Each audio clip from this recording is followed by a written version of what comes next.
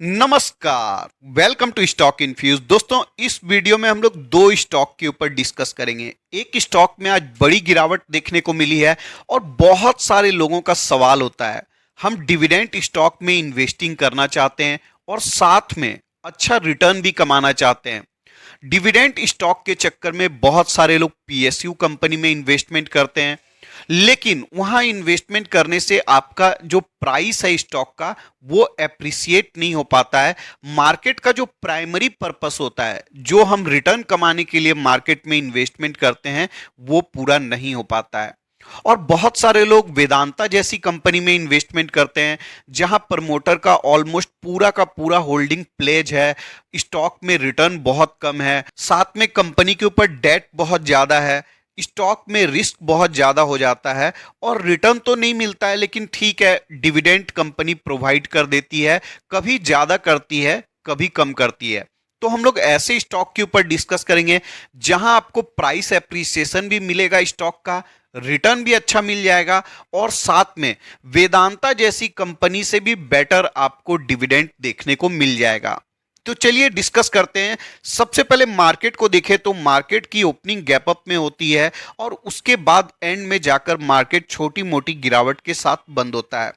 अब दोस्तों, मार्केट यूं ही चलता रहता है, छोटी मोटी गिरावट होगी, कभी तेजी होगी, कभी बड़ी गिरावट होगी, कभी एफआईआई की सेलिंग होगी, डीआईआई बाइंग करेगी, कभी डीआईआई सेलिंग करेगी और एफआईआई बाइंग करेगी।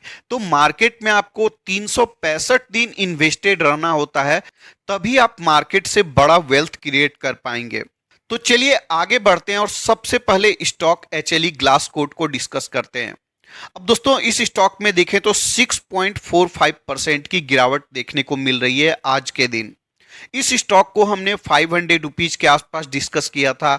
इस स्टॉक को हमने 465 रुपीज के आसपास भी डिस्कस किया था और अगर आपने वहां पर खरीदा होता तो अभी भी आप अच्छे खासे रिटर्न के ऊपर बैठे होते।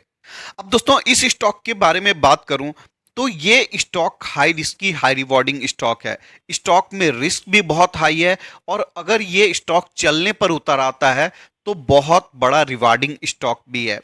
लास्ट 1 ईयर का रिटर्न देखेंगे बिल्कुल माइनस में नजर आएगा, लेकिन लास्ट 5 ईयर के रिटर्न को देखेंगे 1500% का रिटर्न कंपनी ने प्रोवाइड किया है।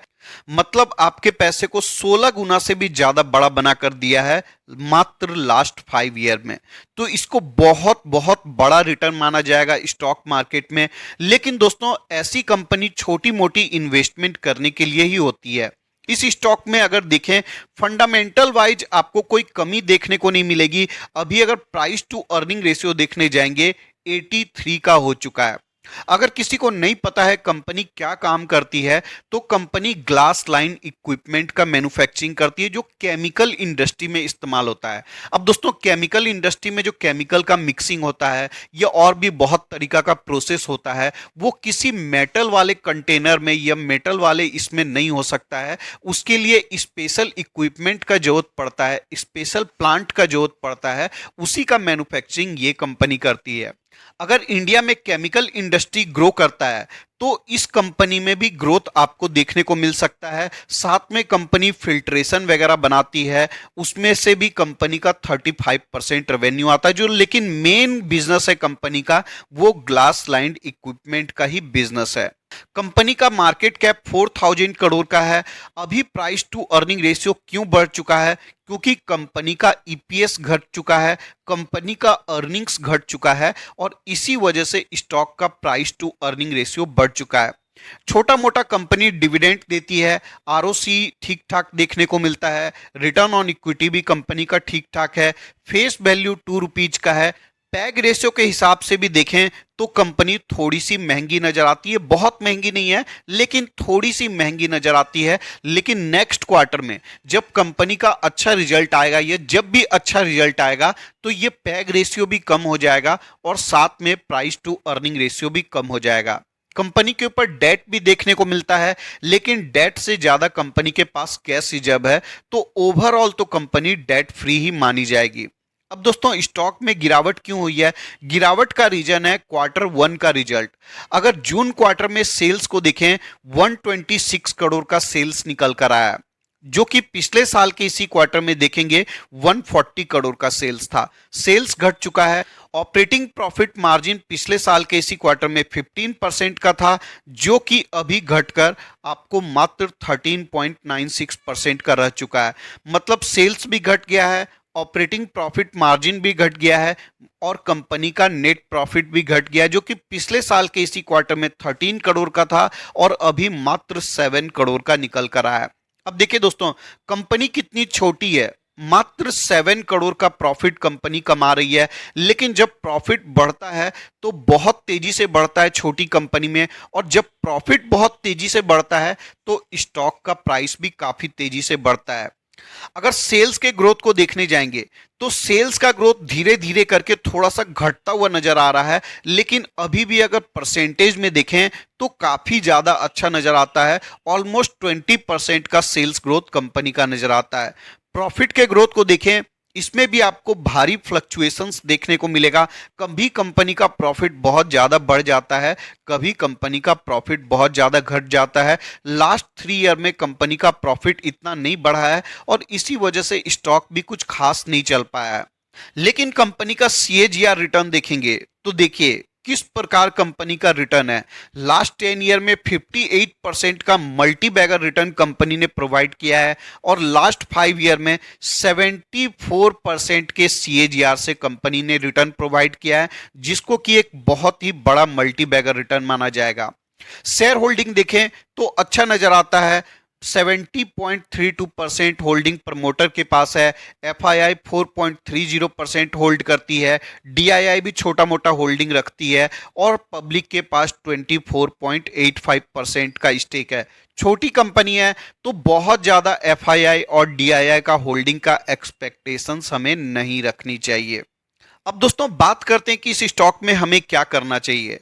देखिए दोस्तों, अगर आप high risky high rewarding company में इन्वेस्टमेंट करना चाहते हैं, बड़ा रिटर्न कमाना चाहते हैं मार्केट से, तो बिना रिस्क लिए आप मार्केट से बड़ा रिटर्न नहीं कमा पाएंगे। अगर आपको मल्टी बैगर रिटर्न चाहिए, बड़ा रिटर्न चाहिए, तो आपको थोड़ा सा रिस्क भी लेना पड़ेगा। अगर स्टॉक में फर्दर गिरावट होती है, 550 रुपीज तक जाता है, तो आप चाहें तो पहला इंस्टॉलमेंट 550 रुपीज के ऊपर लगा सकते हैं। अगेन बोलना चाहूंगा, छोटा कंपनी है तो ऐसी कंपनी में छोटा मोटा ही इन्वेस्टमेंट किया जाता है। अपने पोर्टफोलियो का 2-3-4% ही इन्वेस्टमेंट करिएगा। अगर आपका पोर्टफोलियो बहुत बड़ा है तो आप 25-30-40 हजार रुपया इन्वेस्टमेंट कर छोड़ सकते हैं, और जब कंपनी रिटर्न देने पर आएगी तो आपका इतना पैसा ही बड़े रिटर्न में कन्वर्ट हो जाएगा। तो आप चाहें तो इस स्टॉक में 550 रुपीज के ऊपर इन्वेस्टमेंट करने के बारे में विचार कर सकते हैं। कंपनी का फ्यूचर मुझे अच्छा नजर आता है। फंडामेंटल वाइज कोई रिस्क नजर नहीं आती है। वही बात है कि मार्केट कैप छोटा है तो थोड़ा high risky high rewarding company है। अदरवाइज कंपनी में किसी भी प्रकार का प्रॉब्लम नहीं है। नेक्स्ट स्टॉक है पॉलीप्लेक्स।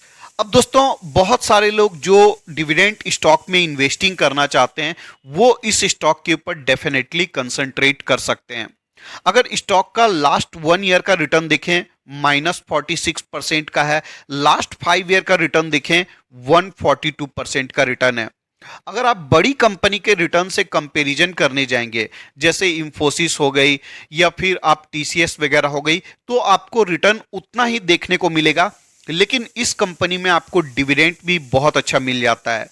अगर डिविडेंड हिस्ट्री को देखने जाएंगे तो FY23 में कंपनी ने 30 रुपीज का डिविडेंड दिया है। FY22 में कंपनी देखिए कितना डिविडेंड देती है, 20, 35, 21, साथ में 35, और 21 में देखिए 21 में भी कंपनी ने 4-5 बार डिविडेंड दिया है। तो ये कंपनी में आपको काफी ज्यादा अच्छा डिविडेंड मिल जाएगा। अगर लास्ट 10 ईयर का डिविडेंड देखने जाएंगे, 78 रुपीज का कंपनी ने डिविडेंड प्रोवाइड किया है। आप चाहें तो जाकर डिविडेंड हिस्ट्री चेक कर सकते हैं, किसी भी ऐप में आपको ये मिल जाएगा। अगर 10 साल पहले स्टॉक का प्राइस देखेंगे तो 200 रुपीज के आसपास है, और स्टॉक ने 10 साल में डिविडेंड कितना दिया है, 478 रुपीज का। मतलब स्टॉक ने 225% का रिटर्न सिर्फ डिविडेंड के रूप में आपको लास्ट 10 ईयर में दे दिया है। अब दोस्तों, बहुत सारे लोग वेदांता में इन्वेस्टमेंट करते हैं, बोलते हैं बहुत अच्छा डिविडेंड है। तो वेदांता से आप एक बार डिविडेंड इसका कंपैरिजन कर लीजिएगा। अब दोस्तों सिर्फ डिविडेंड को देखकर मैं नहीं बोल रहा हूं कि इस कंपनी में इन्वेस्टमेंट करिए। फंडामेंटल वाइज कंपनी काफी अच्छी नजर आती है। 4000 करोड़ का मार्केट कैप है, एक छोटी कंपनी है, स्मॉल कैप कंपनी है।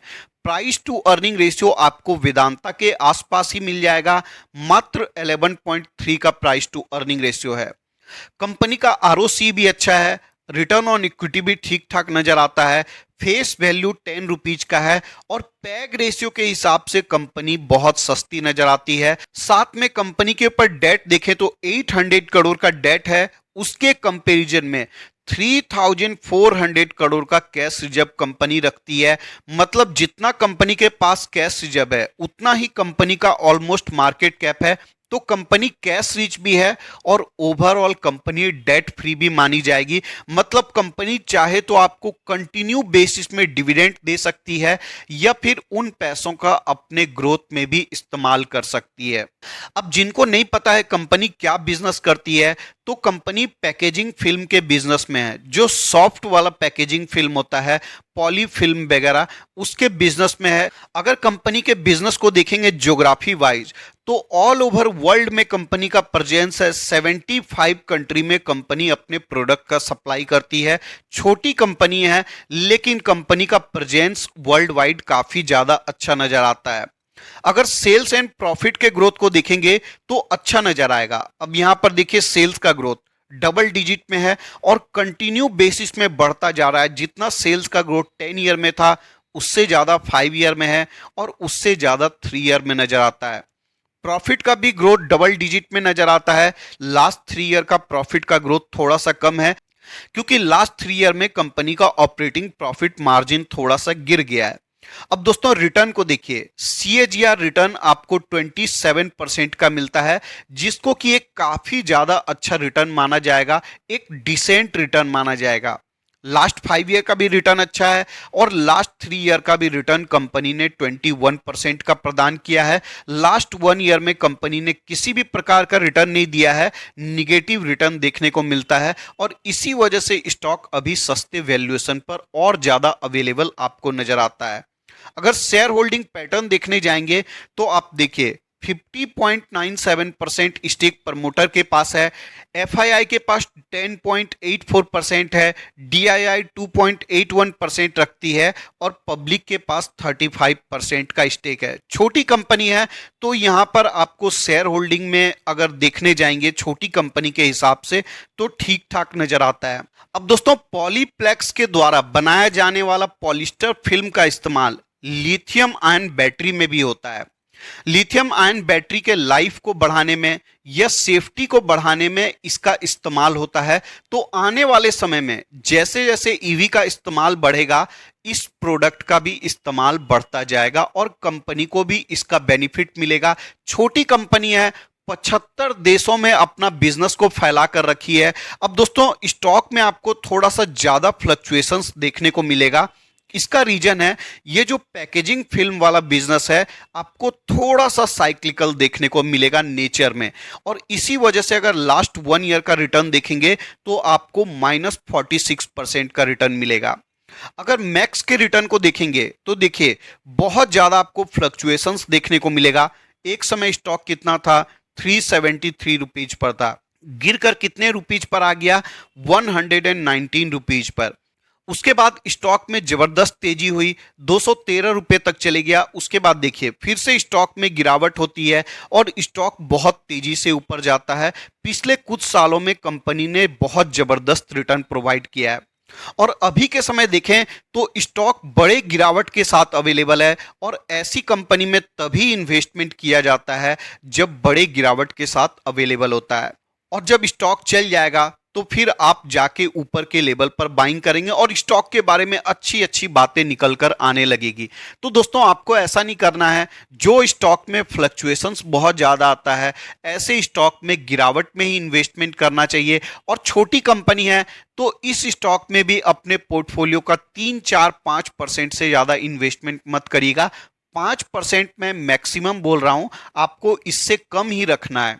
इस वीडियो के डिस्कशन के लिए इतना ही रखते हैं। अगर आपको वीडियो पसंद आया तो लाइक कर दीजिएगा। रेगुलर अपडेट्स के लिए चैनल को सब्सक्राइब कर सकते हैं। और एंड में बोलना चाहूंगा दोस्तों, मैं कोई सेबी रजिस्टर्ड फाइनेंशियल एडवाइजर या एनालिस्ट नहीं हूं, तो जो भी डिसीजन लेना है आपको फाइनेंशियल एडवाइजर से कंसल्ट कर लेना है या खुद के स्टडी के ऊपर लेना है। वीडियो में बताई गई सारी बातें या ओपिनियन सिर्फ स्टडी और इंफॉर्मेशन पर्पस के लिए है। धन्यवाद।